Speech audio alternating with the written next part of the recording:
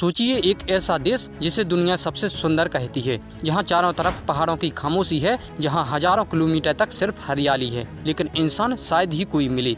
झीलें इतनी शांत मानो समय वहीं ठहर गया हो। क्या ये कोई फिल्मी कहानी है? नहीं, ये हकीकत है न्यूजीलैंड की।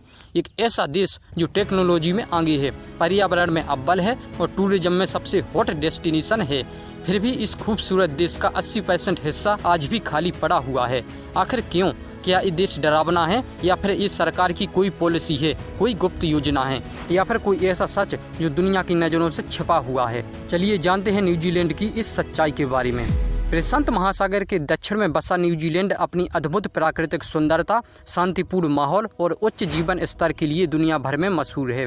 इसके ऊंचे ऊंचे पहाड़, हरी भरी घाटियां और जैविक भोजन इसे अनोखी पहचान देते हैं। इतनी बेहतरीन जलवायु, कम अपराध दर और बेहतर जीवन शैली के बावजूद न्यूजीलैंड का 80% भाग वीरान है। अधिकांश आबादी उत्तरी द्वीप में बसती है, जिसमें से 50% से अधिक लोग सिर्फ एक शहर ऑकलैंड में रहते हैं। लेकिन सवाल यह है कि इतने शानदार देश का अधिकांश भाग खाली क्यों पड़ा है? इस सवाल का जवाब जानने के लिए हमें न्यूजीलैंड के इतिहास और भूगोल की गहराई में जाना होगा। यदि बात करें इतिहास की, तो आज से करीब 800 साल पहले, जब दुनिया न्यूजीलैंड का नाम तक नहीं जानती थी, तब यहाँ पहुँचे थे माओरी लोग। ये थे समुद्र की योद्धा, जिन्होंने बिना GPS, बिना नक्शों के, सिर्फ सितारों और हवाओं की मदद से इस द्वीप को खोज निकाला था। उन्होंने यहाँ अपनी सभ्यता बसाई और प्रकृति के साथ एक रिश्ता बना लिया। 17वीं शताब्दी तक माओरी लोग सुकून से न्यूजीलैंड में रहते रहे और दुनिया से दूर होने की वजह से ना तो उनकी किसी से दोस्ती थी और ना ही दुश्मनी।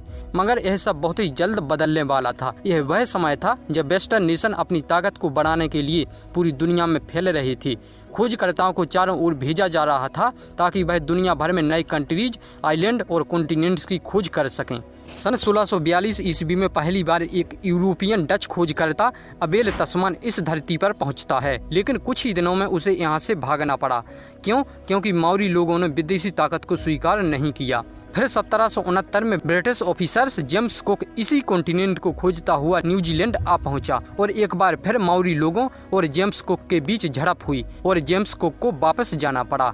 लेकिन वापस लौटते समय जेम्स ने इस रास्ते का मैप बना लिया और इसी के आधार पर फिर यूरोपियंस न्यूजीलैंड आने लगे। 18वीं शताब्दी के अंत तक ब्रिटिशों ने न्यूजीलैंड पर अपनी पकड़ मजबूत कर ली। फिर 1840 में ब्रिटिशों और माओरी नेताओं के बीच ट्रीटी ऑफ वेतांगी पर हस्ताक्षर हुए, जिससे न्यूजीलैंड आधिकारिक रूप से ब्रिटिश साम्राज्य का हिस्सा बन गया। उस समय माओरी जनसंख्या करीब 2 लाख थी, लेकिन अगले 100 वर्षों में यह घटकर केवल 40,000 रह गई। इसके 2 प्रमुख कारण थे। पहला, यूरोपीय लोगों के साथ कई नई बीमारियां न्यूजीलैंड पहुंची, जिनके प्रति माओरी लोगों में प्राकृतिक प्रतिरोधक क्षमता नहीं थी। इस वजह से उनकी जनसंख्या तेजी से घटने लगी। और दूसरा कारण, वाइटंगी संधि के कुछ वर्षों बाद ही ब्रिटिश सरकार और माओरी जनजातियों के बीच जमीन के स्वामित्व को लेकर हिंसक संघर्ष होते रहे, जिससे बड़ी संख्या में माओरी लोग मारे गए। 1881 में ब्रिटिश सेना ने माओरी विद्रोह को पूरी तरह कुचल दिया। इसके बाद ब्रिटिश सरकार ने स्थानीय माओरी लोगों को प्रशासन और विकास योजनाओं में शामिल करना शुरू किया। इस बदलाव के साथ ही न्यूजीलैंड में स्थिरता और प्रगति का दौर शुरू हुआ।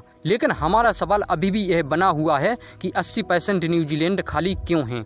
न्यूजीलैंड की अधिकांश आबादी उत्तरी द्वीप में बसती है, जिसमें से 50% से अधिक लोग सिर्फ एक शहर ऑकलैंड में रहते हैं। न्यूजीलैंड का दक्षिणी भाग लगभग निर्जन है, क्योंकि यहाँ रहना या कोई निर्माण कार्य करना लगभग असंभव है। इस क्षेत्र में चारों तरफ ऊंची ऊंची पर्वत श्रृंखलाएं हैं, जिससे यहाँ सड़कें और अन्य बुनियादी ढांचा बनाना बेहद कठिन हो जाता है। इसके अलावा दक्षिणी भाग की जमीन भी बंजर और उपजाऊ खेती के लिए अनुपयुक्त है, जिससे कृषि कार्य संभव नहीं हो पाता है। इन कारणों से न्यूजीलैंड की अधिकतर आबादी उत्तरी द्वीप में ही बसती है। यहाँ के विशाल क्षेत्र में फैले हैं सक्रिय ज्वालामुखी जो कभी भी फट सकते हैं, मध्यम से लेकर भारी भूकंप जो जमीन को हिलाकर रख देते हैं, घने जंगल जहाँ इंसान की पहुँच मुश्किल है, और बर्फीले पहाड़ जिनके पीछे छिपे हैं अनगिनत रहस्य। न्यूजीलैंड का बड़ा हिस्सा पैसिफिक रिंग ऑफ फायर में पड़ता है, जो कि दुनिया का सबसे सक्रिय भूकंपीय क्षेत्र है।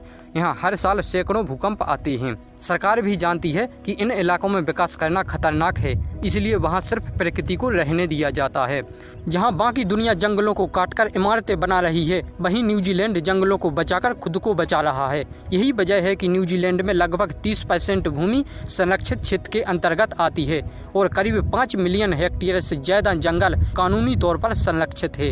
यहाँ नेशनल पार्क, बायोडाइवर्सिटी जोन और समुद्री संरक्षित क्षेत्र सिर्फ दिखावे के लिए नहीं है, बल्कि एक सजीव नीति का हिस्सा है। न्यूजीलैंड सरकार शहरीकरण की अनुमति सिर्फ उन्हीं क्षेत्रों में देती है जहां पर्यावरण पर असर न्यूनतम हो। इस देश ने विकास और संतुलन के बीच वो राह पकड़ ली है जो आज की दुनिया के लिए एक मिसाल है। न्यूजीलैंड की जनसंख्या लंबे समय तक स्थिर बनी रही, लेकिन इस समस्या का समाधान करने के लिए इमिग्रेशन पॉलिसी को लचीला बनाया गया। इससे पहले यहाँ की जनसंख्या में कोई खास वृद्धि नहीं हुई, लेकिन जब यह प्रतिबंध हटा तो चीन, फिलीपींस और भारत से बड़ी संख्या में लोग न्यूजीलैंड में बसने लगे।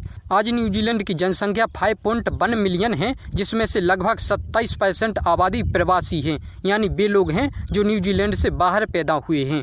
ये प्रवासी मुख्य रूप से ऑकलैंड और उसके आसपास के क्षेत्रों में रहते हैं। जहां एक और इतिहास की लहरों में माओरी संस्कृति की गूंज है, वहीं दूसरी ओर आज का न्यूजीलैंड एक नया अध्याय लिख रहा है, एक ऐसा अध्याय जहां प्रकृति और प्रगति साथ साथ चलती है। न्यूजीलैंड की वर्तमान पहचान उसके शांत वातावरण, उच्च जीवन स्तर और टिकाऊ विकास के लिए होती है। यहाँ की अर्थव्यवस्था का सबसे मजबूत स्तंभ पशुपालन है। कहा जाता है कि न्यूजीलैंड में भेड़ें इंसानों से कहीं ज्यादा हैं। दूध, ऊन और मांस का वैश्विक निर्यात न्यूजीलैंड की ग्रामीण अर्थव्यवस्था की आत्मा है। यहाँ की भूमि उपजाऊ है और जलवायु अनुकूल है। आज की तारीख में न्यूजीलैंड की अर्थव्यवस्था का लगभग 70% हिस्सा सेवा क्षेत्र से आता है, जिसमें पर्यटन इस क्षेत्र की जान है। हालांकि न्यूजीलैंड एक भारी औद्योगिक राष्ट्र नहीं है, फिर भी फूड प्रोसेसिंग, एग्रीटेक और क्लीन एनर्जी टेक्नोलॉजी जैसे सेक्टर में तेजी से उभर रहा है। आज न्यूजीलैंड एक विकसित देश है जहां प्रति व्यक्ति आय उच्च है, शिक्षा और स्वास्थ्य सेवाएं विश्व स्तरीय हैं और राजनीतिक स्थिरता एक मजबूत नींव है। लेकिन फिर भी जलवायु परिवर्तन, आवास की महंगाई और प्राकृतिक आपदाओं का खतरा इसके सामने आने वाली मुख्य चुनौतियां हैं। अगर आपको न्यूजीलैंड की ये भौगोलिक और ऐतिहासिक यात्रा रोचक लगी हो तो वीडियो को लाइक कीजिए और ऐसे ही अनोखे टॉपिक्स के लिए सब्सक्राइब करना ना भूलें। और हाँ, कमेंट करके जरूर बताइए कि दुनिया का कौन सा देश आपको सबसे ज़्यादा रहस्यमय लगता है। मिलते हैं अगले वीडियो में एक और नई खोज, एक और अनसुनी कहानी के साथ। धन्यवाद।